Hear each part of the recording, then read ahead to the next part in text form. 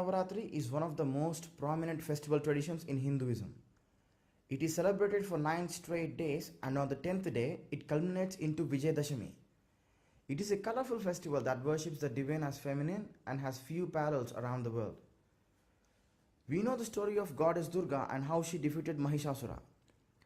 Well, Mahishasura was a demon who terrorized the whole world with his might and power.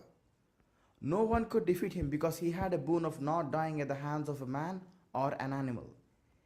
He didn't think that women could defeat him. Knowing this, gods Brahma, Vishnu, and Shiva combined their powers and capacities to create Durga. Durga, who is another form of goddess Parvati, then battles him for 15 days and ultimately kills him. In honor of her victory, Dussehra or Vijayadashami is celebrated. An underlying theme of this story is the Vedic wisdom that everyone is capable of greatness and divinity. Men, women, even animals.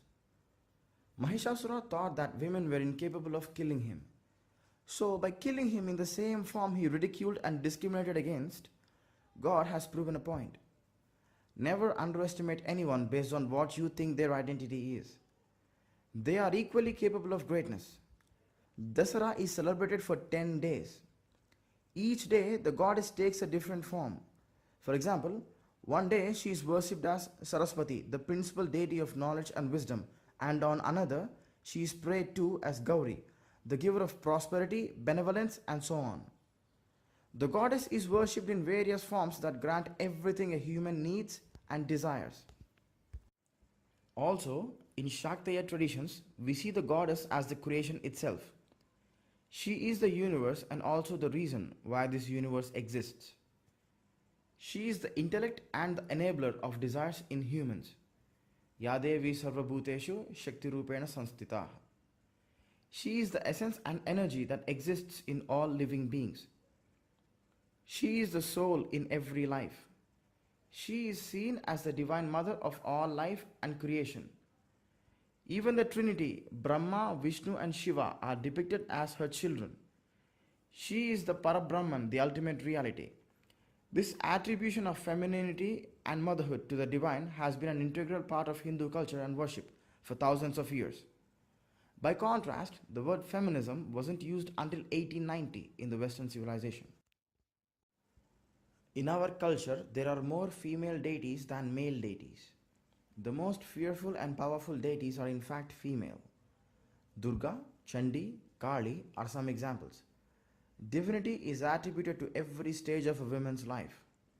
When she is a little girl, she is treated as Bala Tripura Sundari. In some parts of the country, grand ceremonies are conducted honoring the girl when she reaches puberty. When she is married, her new family welcomes her as Goddess Lakshmi. Many women who leave the household life take up the spiritual path of Yogini and Mata. They are revered with the same respect that we treat sadhus and saints. Some of the most important spiritual leaders in India were and still are women.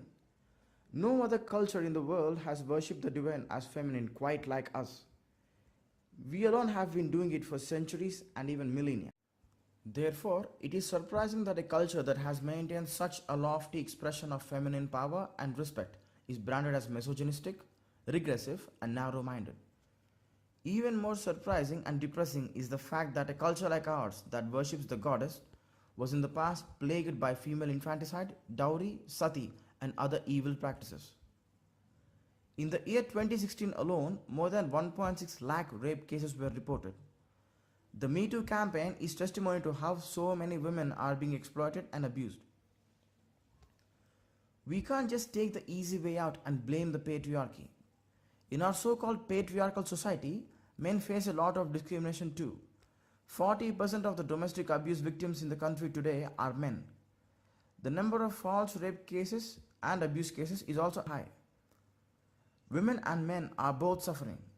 A hard fact is that the same society that judges a woman based on her life choices and the dresses she wears also ridicules and destroys the man who is accused of harassing a woman. The society is quick to judge a person and almost never bothers with facts. There is no doubt that strong feminist movements like Me Too campaign are the need of the hour. But if people who lead these movements really wanted to revolutionize the way we see our society and gender roles, then they must focus on the issues of both men and women. After all, isn't that what feminism strives to prove? Women are equal to men? The door swings both ways.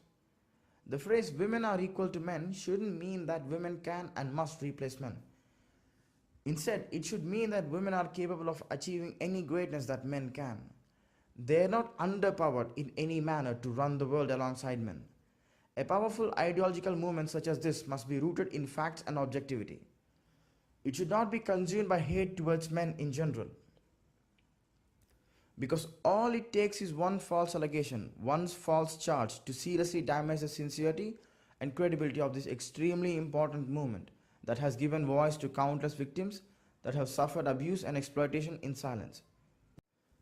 So how come we, a culture that worships the divine as feminine, become a society where so many women are assaulted, shamed and raped every day?